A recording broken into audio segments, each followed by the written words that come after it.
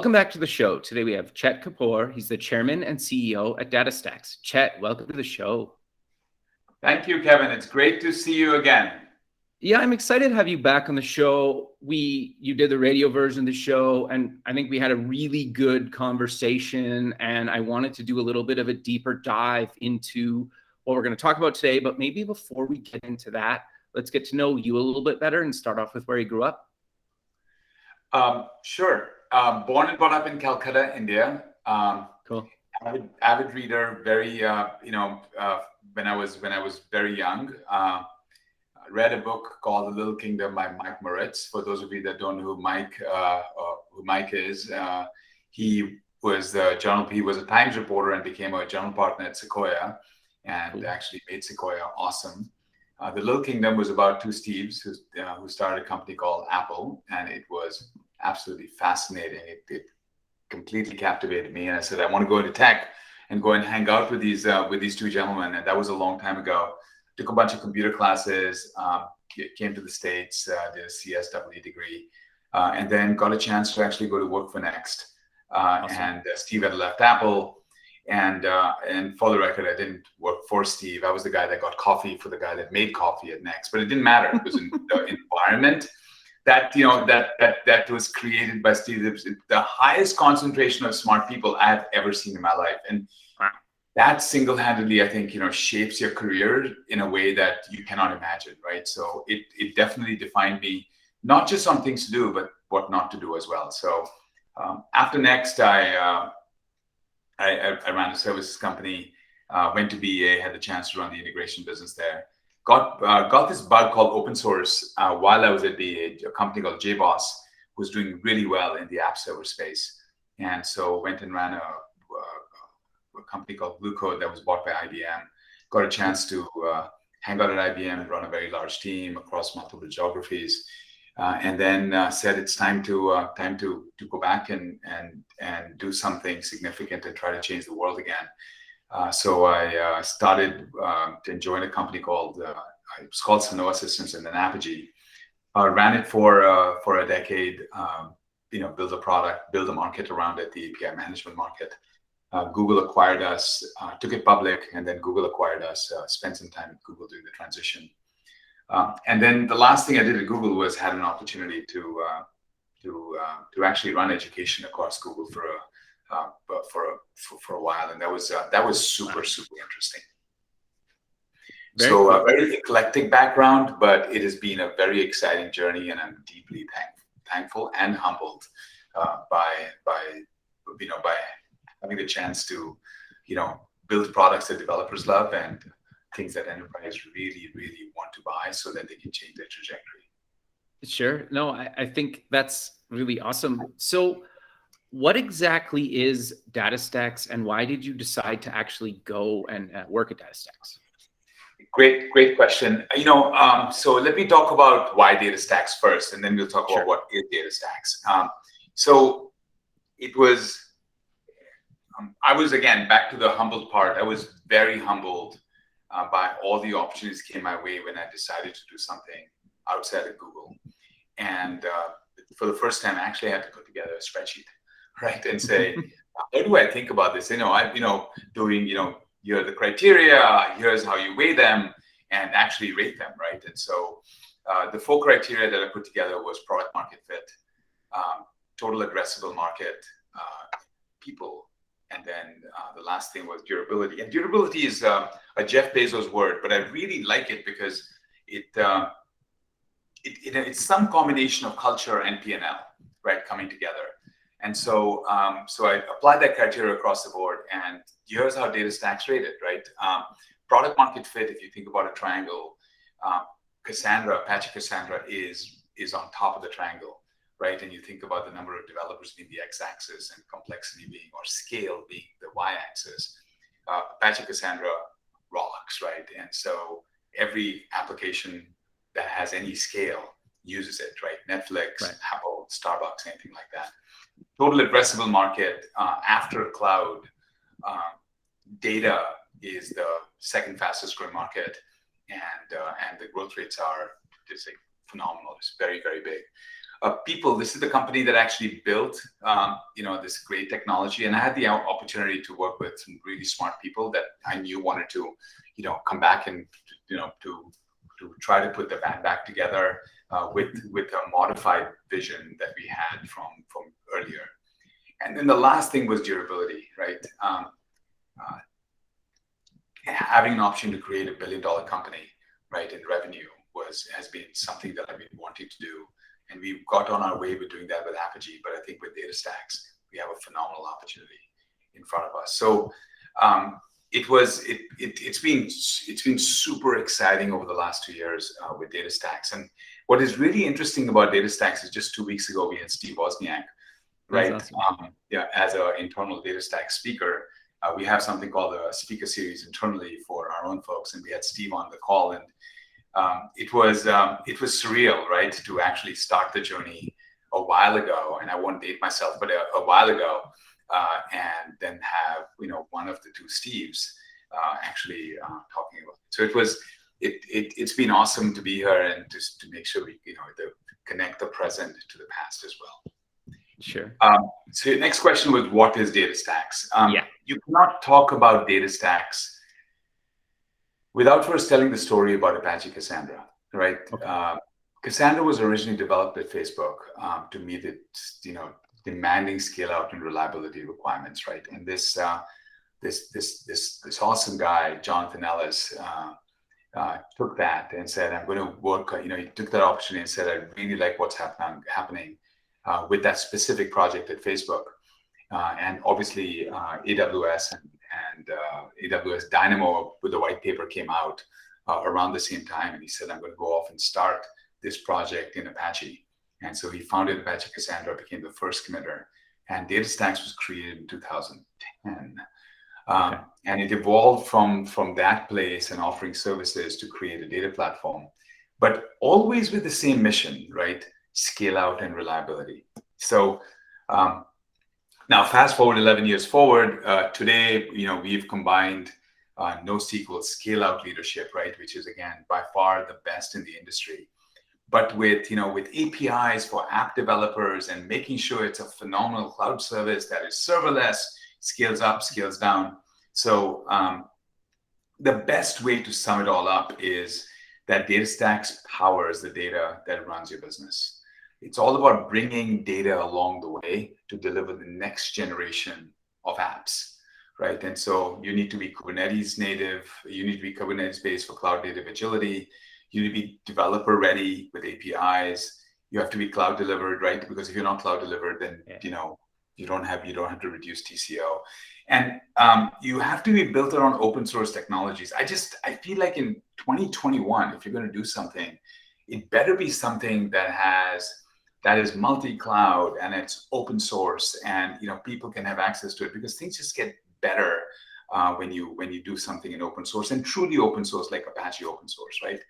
And all of this obviously has to come along the way, and you have to make sure it's globally available and scalable, right? So thousands of very large loyal customers, right? Home Depot, T-Mobile, FedEx, they run their businesses on our products, right? Massively distributed with scale out data. And so we've been earning our way to standardize on all these enterprises are getting to a point where they're standardizing on Datastax and Cassandra. So it is absolutely phenomenal to see how we continue to build products that developers love and that actually change the trajectory of the companies that they work for.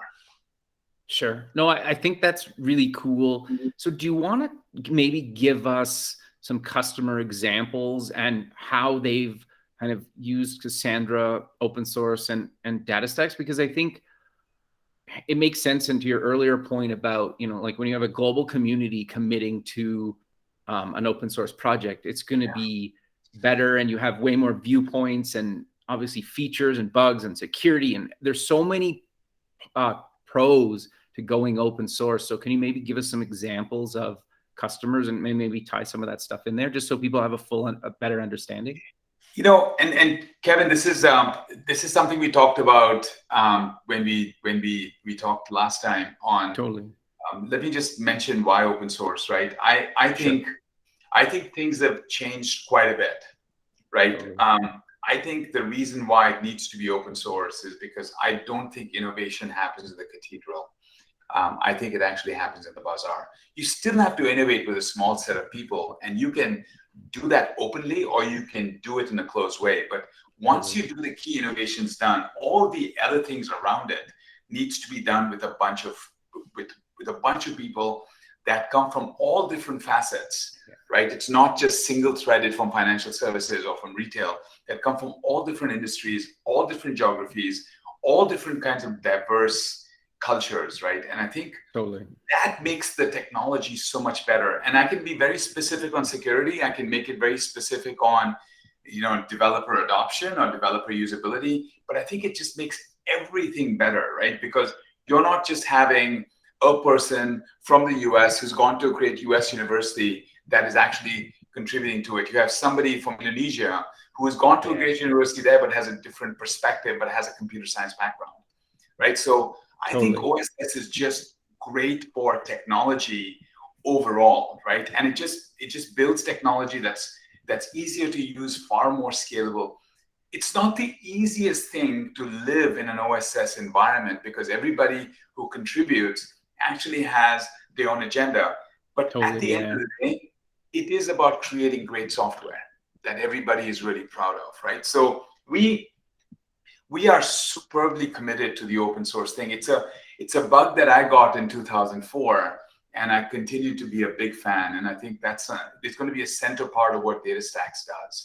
So to the customer story, one of my favorite stories, I shouldn't say one of my favorite stories, is Home Depot, right? Okay. And there's lots of examples, right? I can talk about Starbucks, I can talk about FedEx, but Home Depot, the pandemic hit, and they Right. wanted to launch curbside pickup in less than 30 days. In Wow. less than 30 days, right? Wow. So the in-store traffic dropped significantly due to COVID, but the Sure. customer demand remained high. I mean, what were you doing? What was I doing? We were staying at home. So we were doing Totally. home projects, right? So they use Cassandra and Datastax, right? So they use Apache Cassandra and Datastax in an open data stack that's based on Kubernetes. So Home Depot moved really fast because of things being cloud native and the technology that we provide, so that they could have scalability and reliability across their curbside pickup, right? This resulted in them increasing their Q2 sales of last year, right, 2020, by 100%, right? I mean, talk about things going to the bottom line. I mean, there are a lot of Home Depots in the US, right? And everybody had curbside in less than 30 days. Wow. That's incredible, right? It is absolutely incredible, right? Or, you take the other example of FedEx, right? Every time you check, you put in a tracking number and you want to get a response, or you say, send me a text if something happens. All of that is done on Datastax technology. Right. So the entire shipping infrastructure for FedEx runs on Datastax. Right. Cool. That is a lot to be proud of. Imagine just how many people come to a house to deliver things today versus they did 18 months ago. And all of that scale, and by the way, it's visible on FedEx stock, it's visible on how they're growing, the number of people they're bringing on board, all that scalability. And Cassandra has just kept up with it seamlessly, right? There's so much to be proud of, right? It is just, I can go on and on talking about every customer. We're really, really, really proud of what we do for these customers every day. And I can tell you with confidence that they are very appreciative as well. No, that's really great. So you talk about kind of data, and I think obviously collecting it, you get different quality of data depending on where people are at in their journey and how much they've collected. But how do you help with data standardization, and kind of why do you think that's so important? Because I think at the end of the day, the more data and good data you can collect, the better you can serve internally and your external customer. What's your thoughts around that? So enterprises started, right? If you were Uber, there was no transformation to do. You were born into what I call a digital native world, right? You didn't know any other world. But a large portion of the global 2000 are not Uber, right? And they've been in business for hundreds or tens of years and hundreds of years, right? And so the next question is, when they start the digital transformation, and it started about 15 years ago, the first phase was mobile, right? I need to have an app that runs on a mobile device. The second phase of digital transformation was all about cloud computing, right? Let me go off and start going towards cloud. And by the way, mobile and cloud continue to be the case. But the third and the final mile of digital transformation is all about data, right? And data is by far the hardest phase of digital transformation, right? Data is at the heart of every enterprise that creates value for the enterprise. You cannot win without data, right? And so if you really think about it, how do companies like Amazon and Uber and others win? Because they are data first. It's all about what they do with the data they have and the data that they capture, right? So if you think about what are the problems that enterprises have, right?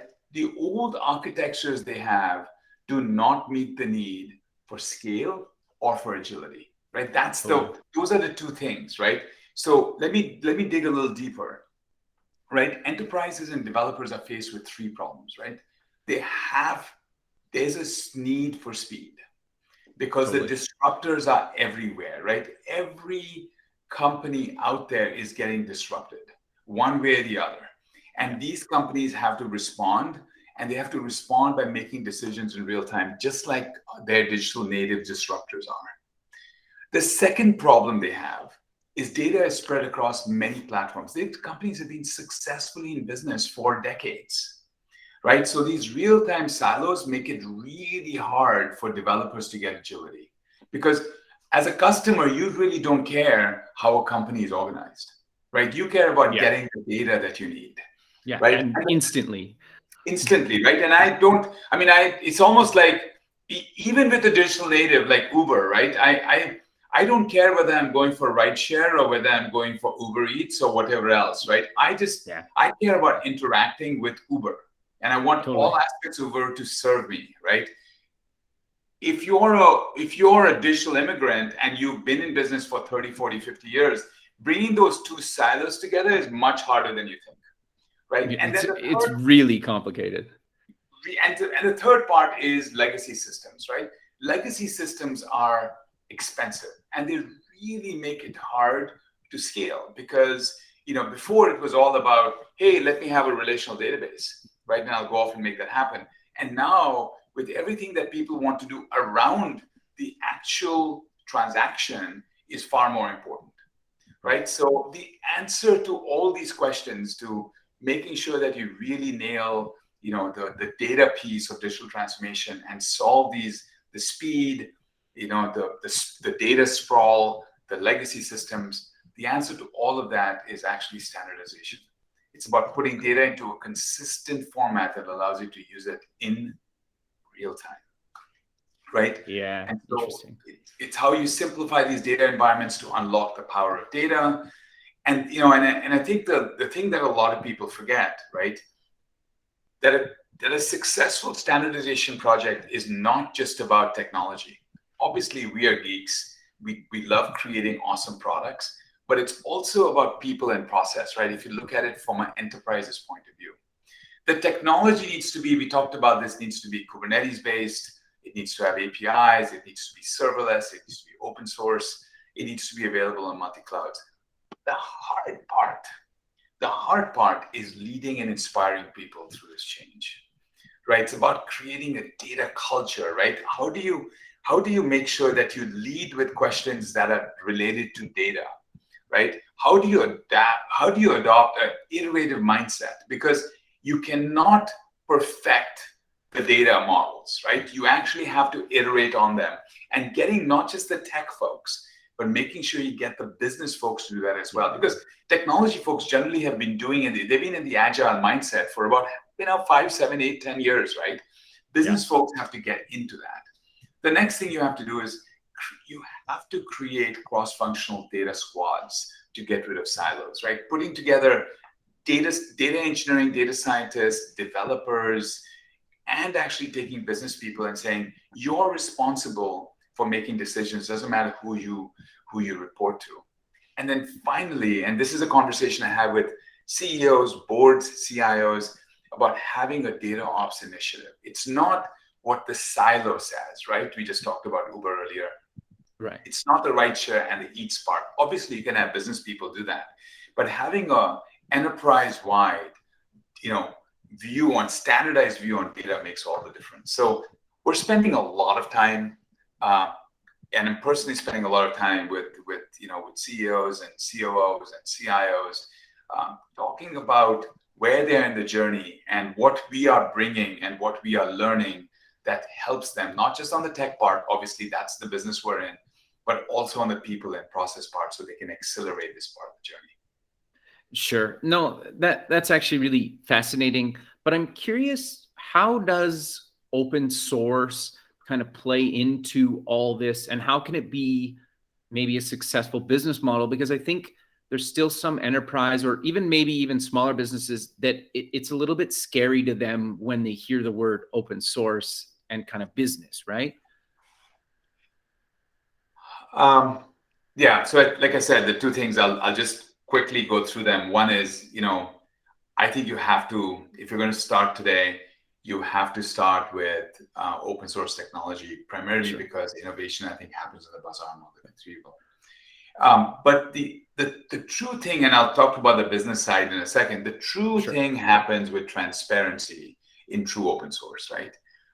When you write code and you ship software, there's going to be some mistakes and bugs, and that's the nature of what we do, right? So how do you fix them quickly?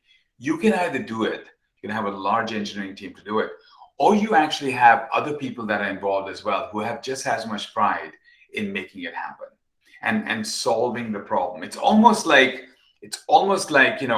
different countries, or I should say most countries, actually responding to the pandemic, right? If there's a problem, how do you get different people to come together to kind of try to solve that, right? And have an open way to making that happen.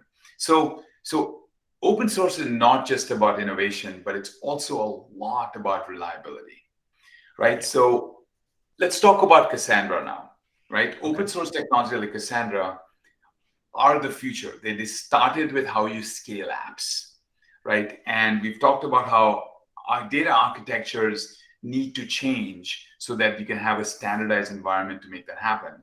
And the next big thing for Cassandra is, how do you make it really easy to use? Right. So how do you take the best of scale that Cassandra has and continue to do that journey and make it easy to use? Right. Companies like Datastax are now doing that as database as a service. So let's talk about that.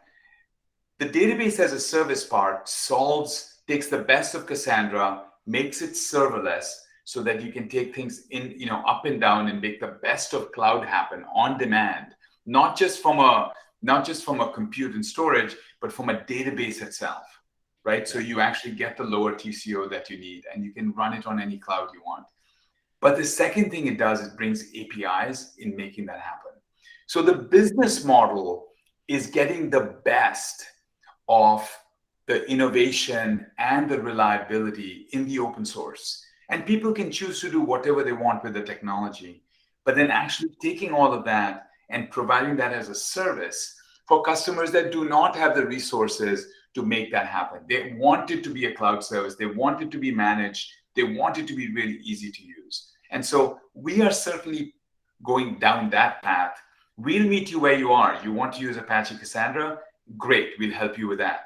You want to use our on-premise products? We'll help you with that. You want to actually do a lift and shift, or you want to modernize to the cloud? Either way, we'll help you with that. We've got serverless, we've got Astra Classic, we've got all the different ways that you can configure your world depending on where you are in your journey. That is something I think many, many technology companies can do to create a successful business model. Going and doing a really awesome cloud service that is, that has serverless, that actually has APIs, that makes it really easy to use, that scales across geos, is a massive value proposition that in no way or form is, it is completely complementary to building something in the community.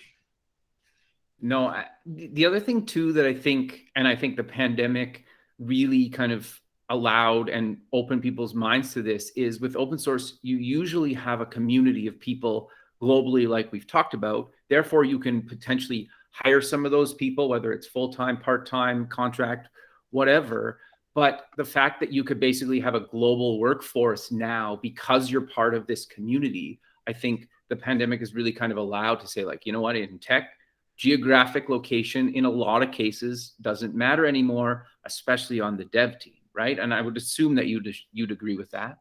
Hey, Kevin, that's an awesome point, right? So here's so Datastax grew out of an open source community called Apache Cassandra.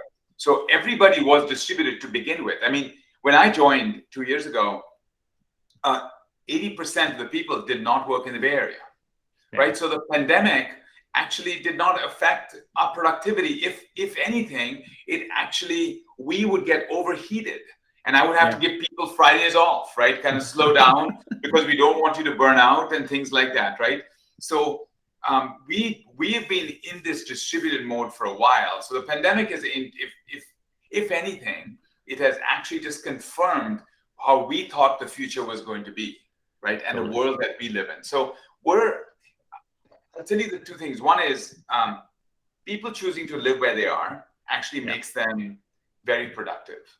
Right? Because I think the grind is not there that I'm living in a small place in Silicon Valley or I'm staying in New York. They're living where they want to be. And they are working on something that they're passionate about. Totally. Right? And I think that makes a difference. Those two are great things, but I just want to mention we build better technology and a better company when we have diversity. 100%. Right? And diversity across everything. And I think that comes from by the way, I'm not just talking about gender diversity, I'm talking about all kinds of different ways to be diverse. And that comes by having a distributed workforce and is a critical part of the open source community. Right? You don't have to say I work for this company. You just have to show up with who you are and the code you write. So I'm super thrilled about that.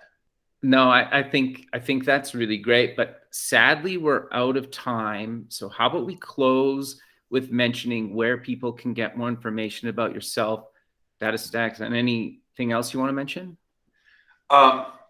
This has been, so first of all, Kevin, this has been awesome. I thoroughly enjoyed our prior conversation, really enjoyed this conversation. Datastax.com, right? Go to Apache Cassandra. You can go to apachecassandra.org or just go to the Apache website and you can look for Cassandra. Go to Datastax. I also land up doing an inspired execution podcast. So I get a chance to hang out with, I meet a lot of very interesting people in my life, in my professional life, and get a chance to actually talk to them about their journeys, just like you have here with me. So I'm usually on the other side, and we're talking about what they're going through. So inspired execution, Datastax, or go to Apache Cassandra. Any of those will work really well. Perfect, Chet. Well, I really appreciate you again taking the time out of your day to be on the show, and I look forward to keeping in touch with you, and have a good rest of your day, man. Awesome. Thank you. All right. Thank you. Okay, bye.